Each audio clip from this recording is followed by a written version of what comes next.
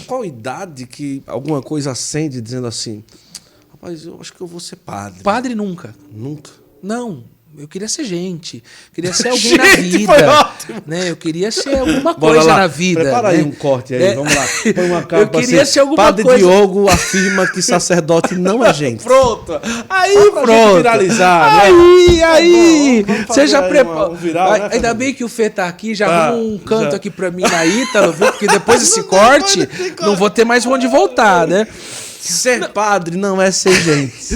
Não, por quê? Porque qual que era a minha referência de padre? Minha referência de padre era ou os santos Isso. ou esses que me batiam, né? Mas você pensava em ser o quê, assim, talvez?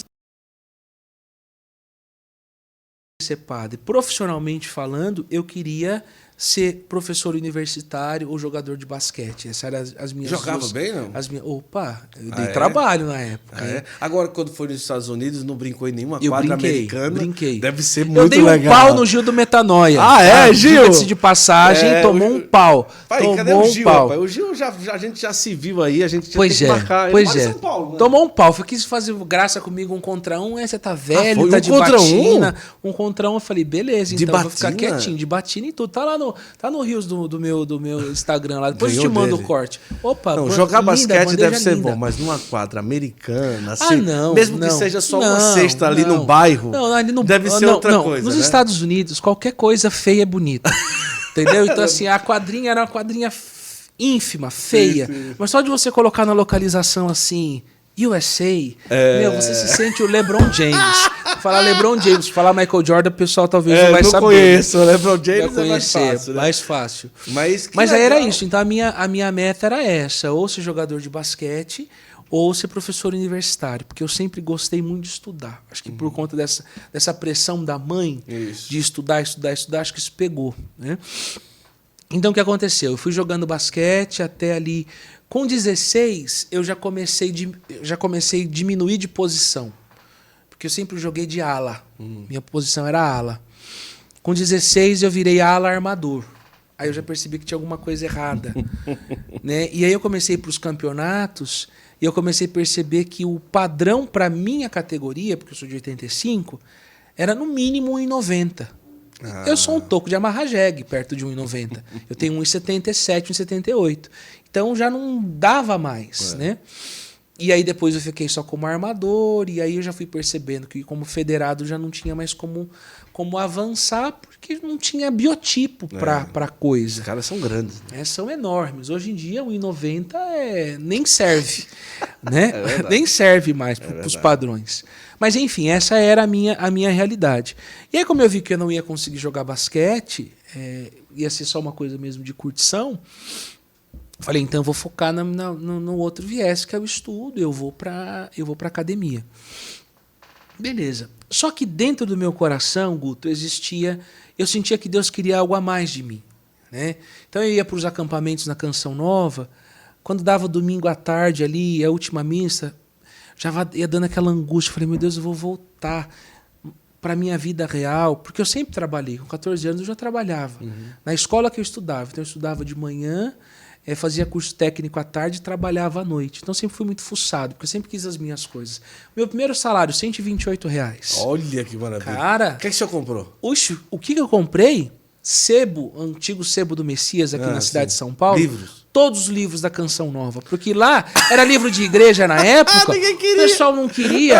Então naquela época era 3 conto, 2 conto. Então eu completei toda a coleção do Padre Jonas, Padre Léo, porque o pessoal lia, devolvia no Sebo, ganhava de presente, jogava lá. Então, a minha primeira biblioteca católica é tudo livro de Sebo. Que eu tenho guardado até hoje. Então eu comprava os meus livrinhos, comprava as minhas coisas. Na época, gente, o sonho de todo menino que jogava basquete era ter uma coisa chamada Discman. Entendeu? Então eu comprei um Discman. Só que o Discman dava uma raiva danada na gente, porque assim, não tinha pilha que aguentava aquilo. Era uma música e meia e acabava a pilha, né? Então o que gastava de pilha naquilo não Talvez tinha... Talvez fosse mais se fosse uma alcalina, né? Se fosse alcalina, mas dava era cara, 3 né? músicas. 3 músicas com força, né? Era a época do CD, né? Que era, né? Então foi isso que eu comprei na época. Eu lembro que eu comprei livro, comprei um Discman e ajudava em casa, né? Gente, R$ 128 dava pra fazer tudo isso. Sim. Não, era muita coisa. Dava pra fazer tudo isso. Guto, eu lembro, era a época que, assim, R$ 1 era equivalente a $4, no sentido contrário. Nossa moeda era muito valorizada. Beleza. Eu sempre trabalhei, sempre fui muito Acho que fuçado. menos ainda, viu? É até menos, né? É, porque 4 e pouco tá hoje. É. Eu acho que teve deveria 1 a ser. 1. Teve, aí depois foi aumentando. Foi aumentando, é. Então, beleza. E aí eu comecei a trabalhar, já trabalhava, então vou estudava, e eu voltava sempre com aquela coisa no coração. Deus quer alguma coisa a mais de mim. Mas padre nunca. Porque lembra? O santo... ou aqueles que eu tinha como referência, que não eram boas referências. E como eu falei nunca, né? Esses padres aí, que isso, né? Eu conheço do barro que eu sou feito, eu sei quem eu sou. Então eu nunca tinha pensado em ser padre. Aí começou aquela inquietação vocacional, e eu achava que era alguma coisa relacionada com a canção nova, né? Então eu comecei a participar mais, me aproximar mais da comunidade. Cheguei até a fazer um caminho vocacional na época, e aí é uma outra história para um outro podcast. Sim. Mas aí eu percebi que Deus queria algo mais de mim. Era uma consagração? Era. Eu não sabia que consagração que era, que tipo de consagração que era. Eu estava com... Nessa época eu já estava com 18 para 19 anos. 19 anos já. Eu já trabalhava. Nessa época eu tinha passado num concurso não, num processo seletivo. Trabalhava no antigo Banco Real, né? Antes de ser Santander era Banco Real, ABN Arombem, que eu lembro até hoje. Já trabalhava lá. Eu tinha uma namorada que era minha companheira de catequese, cresceu comigo na catequese. Sim. Maravilhosa.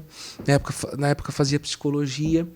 E eu fazia letras com ênfase em tradução no Mackenzie.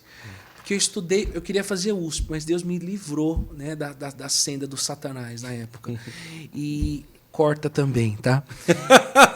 E graças a Deus eu não caí ali, porque a faculdade de humanas daquele lugar era um antro de esquerdismo, né? Sempre foi, né?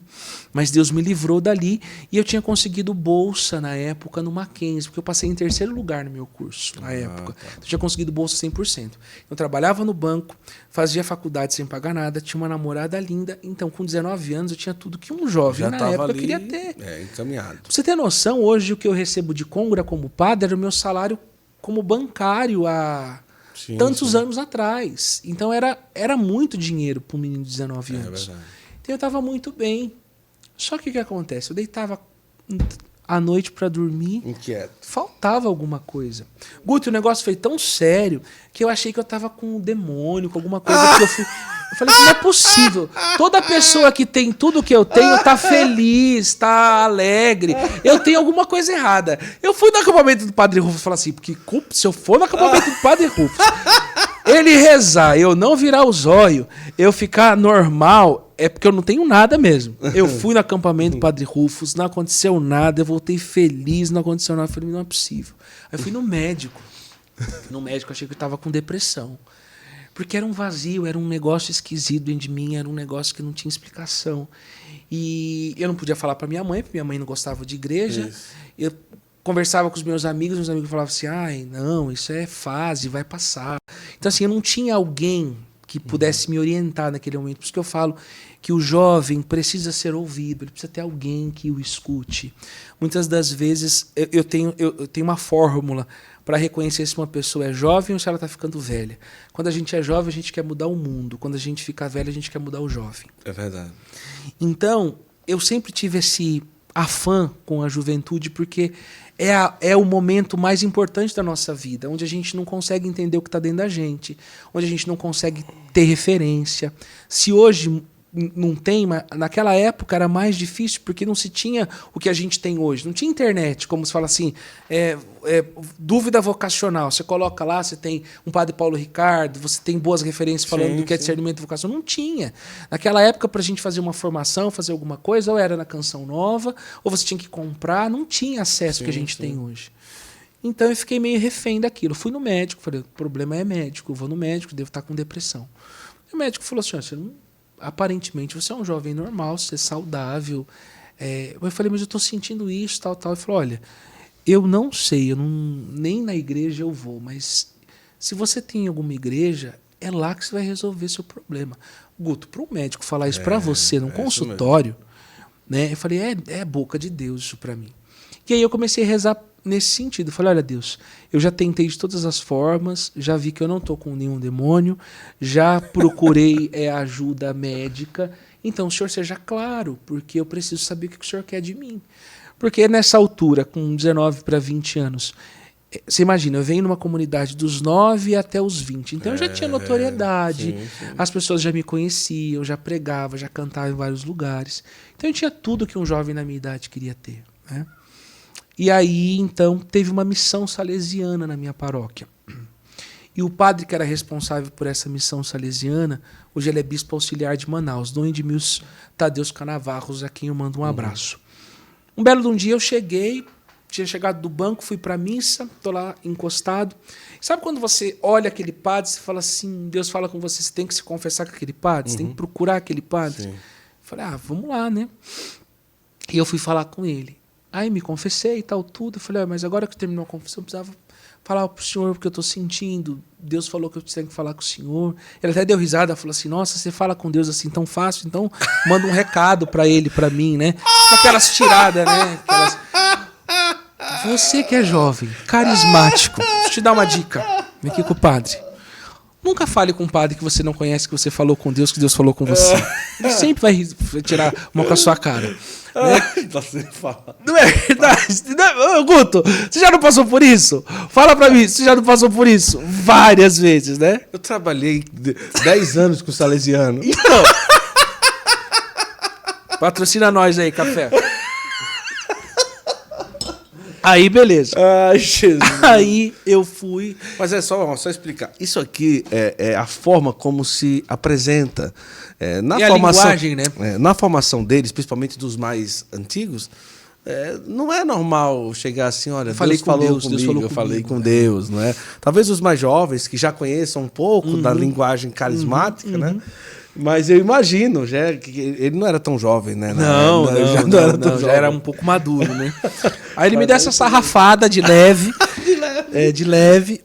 E aí ele falou pra mim assim, olha, jovem, é o seguinte, o que você me traz é muita coisa pra uma conversa.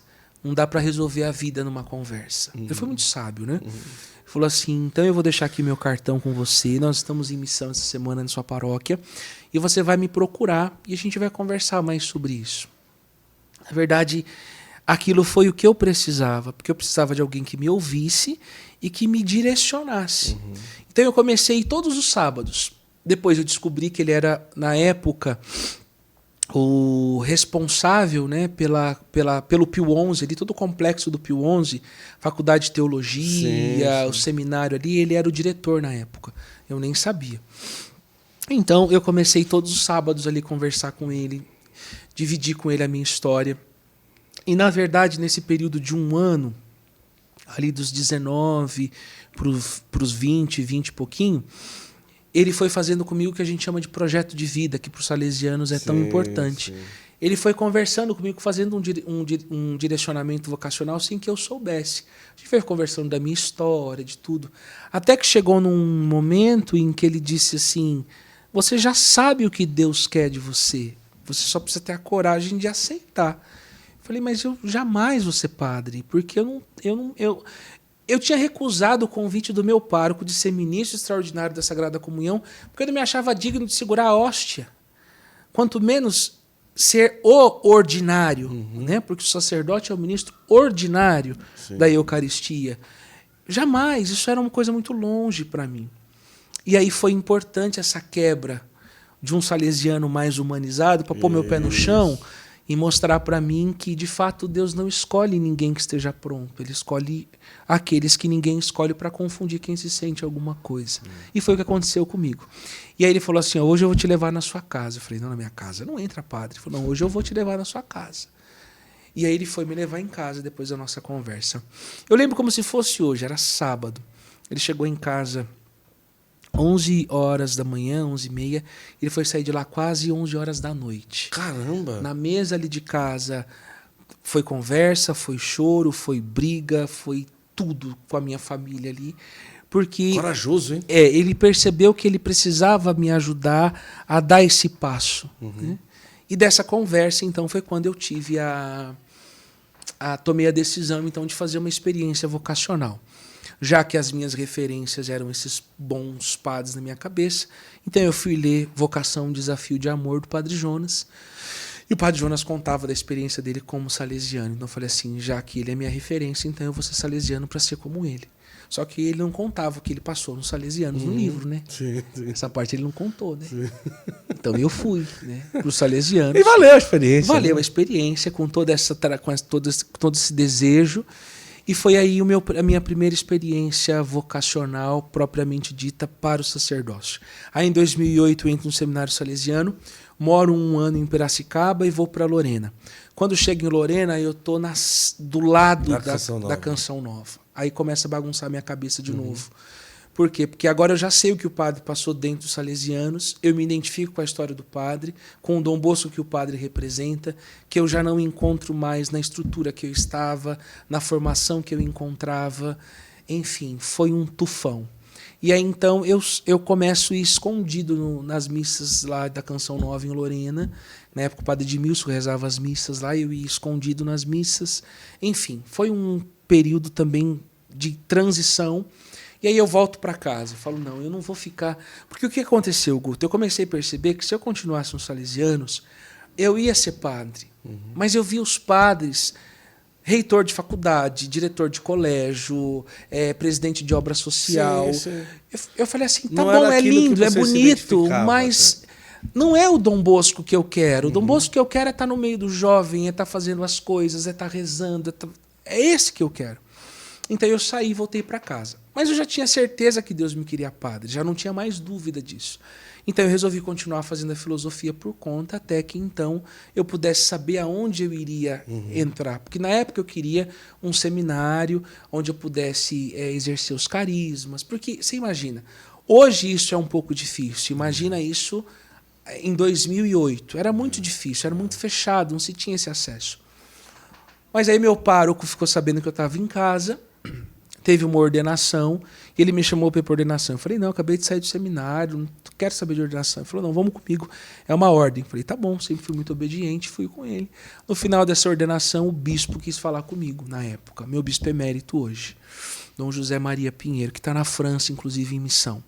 Um exemplo de homem, né? Terminou a missão, ao invés de ficar aqui, ele falou, não vou ficar aqui, vou fazer missão. E foi para a França e está lá, na França fazendo missão, numa paróquia lá, ajudando o bispo da diocese de Pontoise.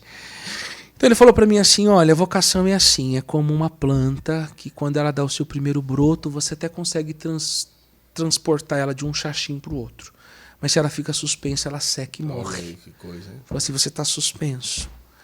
Então você não pode deixar a sua vocação morrer. Tá bom para você mudar para o seminário amanhã? Eu falei, mas como assim? Amanhã? Como assim? Acabei de sair do seminário. Ele falou, tá ou não tá? Aí ele, tá ou não tá? Pela terceira vez. Eu falei, tá. Aí cheguei em casa, mãe, tô indo pro seminário amanhã, aconteceu isso. Minha mãe falou, você decide o que você quer. Porque você foi, voltou, enfim. E foi essa a minha história com a Diocese de Bragança Paulista, que é a minha diocese de origem. No outro dia eu estava no seminário e aí fiz esse trajeto todo da filosofia, da teologia e esse ano 6 anos de padre. Olha.